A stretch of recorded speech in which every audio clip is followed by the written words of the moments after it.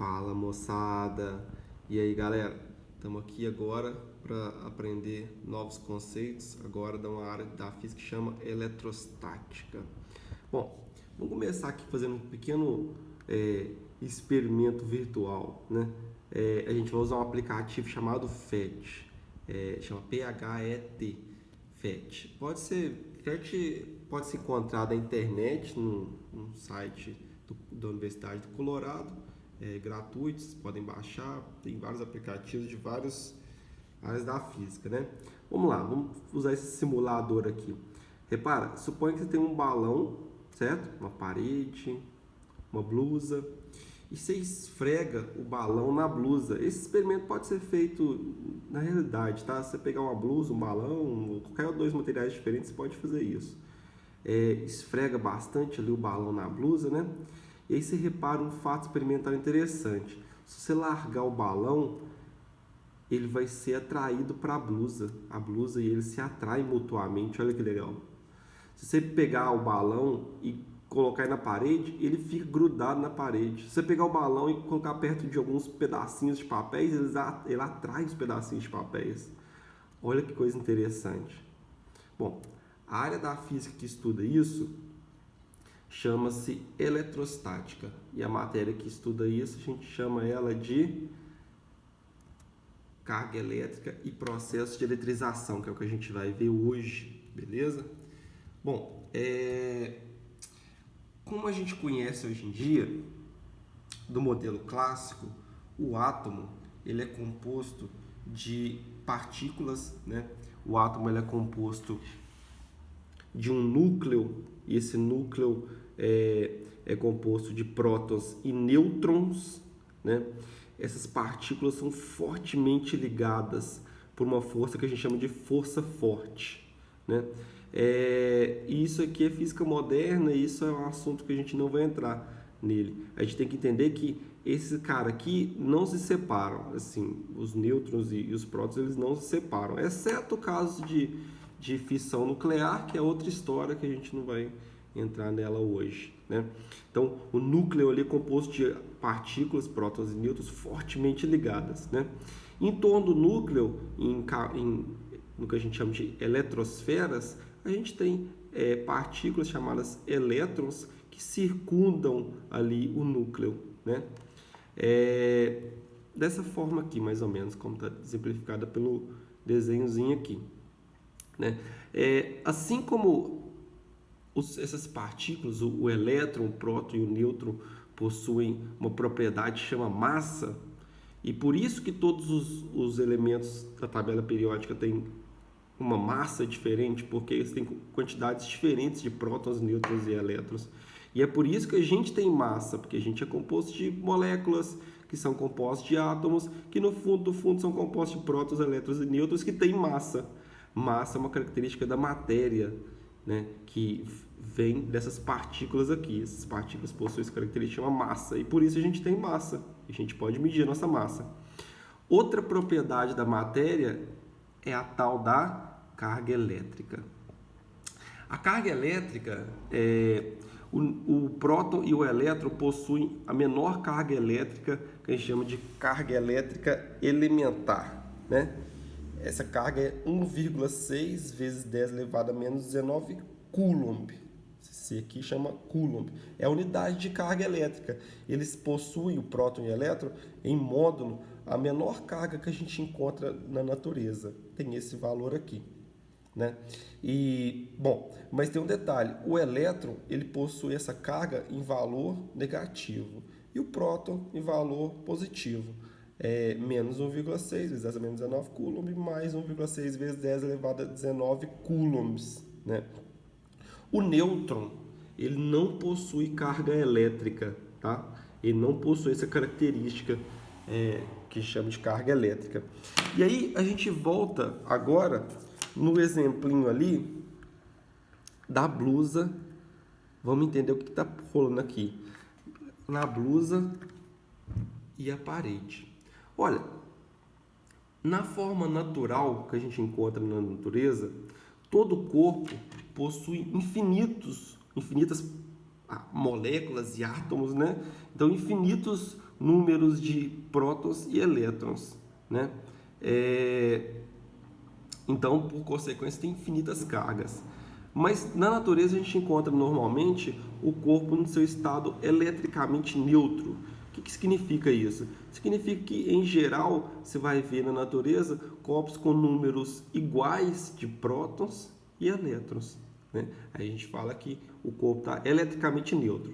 Então, corpo eletricamente neutro, número igual de prótons e elétrons. E é dessa forma que a gente encontra normalmente na natureza os corpos.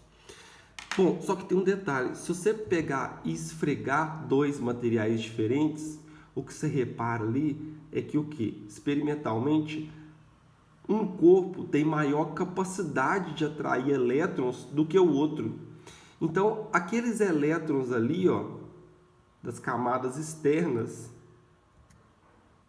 do átomo, eles podem ser retirados de uma molécula para outra, de um átomo para outro. Olha que legal. Experimentalmente a gente observa isso. E aí, o que acontece é que nesse caso aqui, o balão ele atraiu alguns elétrons da blusa e aí ele ficou com um excesso de elétrons e por consequência a blusa, por ter perdido elétrons, ficou com um excesso de prótons. Então a gente diz que o balão ficou eletrizado negativamente, ao passo que a blusa ficou eletrizada positivamente. Então, corpo eletrizado negativamente significa um corpo com excesso de elétrons. Corpo eletrizado positivamente significa que o corpo tem um excesso de prótons, né? Óbvio, reparem que não é que o corpo tem só elétrons e só prótons. Ele tem um excesso de elétrons e o outro um excesso de prótons, né?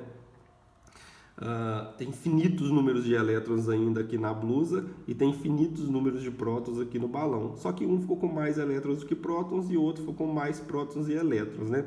E aí a gente repara uma coisa muito interessante. Olha, existe uma força que chama de força elétrica, que ela se dá da seguinte forma. A gente observa que cargas de sinais opostos, elas se atraem. Olha, os elétrons sendo atraídos pelos prótons. E cargas de sinais diferentes, cargas de sinais iguais se repelem. Olha aqui. Olha os elétrons repelindo os elétrons da parede. Reparou? Olha. Bom, então guarda essa informação que ela é essencial. Cargas de sinais opostos se atraem, cargas de sinais iguais se repelem. Bom, o corpo ele está eletrizado, né? Ele vai ter uma carga que a gente chama de Q. A gente vai dar um nome para a carga, que é Q. Então o balão está eletrizado com uma carga menos Q e a blusa está eletrizada com uma carga mais Q. Ora, se a carga elementar, a menor carga da natureza é essa, 1,6 vezes 10 a menos 19 coulombs, suponha, sei lá, que o balão ganhou 100 elétrons. Então ele vai ter uma carga que é 100 vezes esse valor, negativo. E o próton vai ter uma carga de 100 vezes esse valor aqui, positivo. Então a gente tem uma equação simples para modular isso aí. A quantidade de carga elétrica de um corpo eletrizado é dado por N vezes, e esse N é o número de prótons ou elétrons em excesso, N vezes a carga do elétron, né? Vamos fazer um exemplinho aqui para a gente pegar dois exercícios para a gente contextualizar esse matéria que a gente acabou de ver aqui, né? Olha, primeiro, a matéria em seu estado normal não manifesta propriedades elétricas. No atual estágio de conhecimento da estrutura atômica, isso nos permite concluir que, letra A matéria é constituída somente de nêutrons? Não, né? A matéria tem prótons, nêutrons e elétrons. Letra B, possui maior número de nêutrons que de prótons? Não. Está eletrizado significa maior número de prótons do que elétrons ou maior número de elétrons do que prótons. Tá? Neutro significa igual ao número dos dois, né? Letra C. Possui quantidades iguais de prótons e elétrons. Opa, essa é a resposta certa. Letra D. É constituído somente de prótons. Não, isso aí seria um corpo eletrizado positivamente, né? E agora esse outro exercíciozinho aqui que tem uma continha. olha, um corpo possui 5 vezes 10 elevado a 19 prótons, esse é o número de prótons que o corpo possui, né? E 4 vezes 10 elevado a 19 elétrons, tá aí o número de elétrons. Considerando a carga elementar igual a 1,6 vezes 10 elevado a menos 19 coulombs, este corpo está. Aí as opções vão girar ali em torno de carregado negativamente, neutro, carregado positivamente e o valor da carga, né? Repara, de acordo com o enunciado, a gente vê que o corpo ele possui essa quantidade de prótons e essa quantidade de elétrons. Então, se você pegar a diferença aqui, ele tem 1 vezes 10 elevado a 19, né, que é só subtrair um do outro. Ele tem 1 vezes 10 elevado a 19 número de prótons a mais, né? Essa é a quantidade de cargas que ele tem em excesso. 1 vezes 10 a 19 prótons. Esse é o N, o número de cargas em excesso, né? A gente sabe o valor da carga elementar e agora é só a gente pegar e para obter a quantidade de carga do corpo, a gente pega calcula N, que é o número de prótons a mais, que é o número de cargas a mais, né, vezes a carga elementar. Detalhe é o seguinte, como ele tem mais prótons, ele vai estar eletrizado positivamente. A gente já exclui a letra A letra B, a letra D, né? Só pode ser a letra C ou letra D, letra C ou letra E. Né? E aí, para isso, a gente faz a continha. Olha, ele tem 1 vezes 10 elevado a 19 prótons a mais, isso vezes a carga elementar, multiplica os dois ali. Né? Esse 10 elevado a mais 19 vezes 10 elevado a menos 19 vai dar 10 elevado a 0. E isso aqui é 1. Né?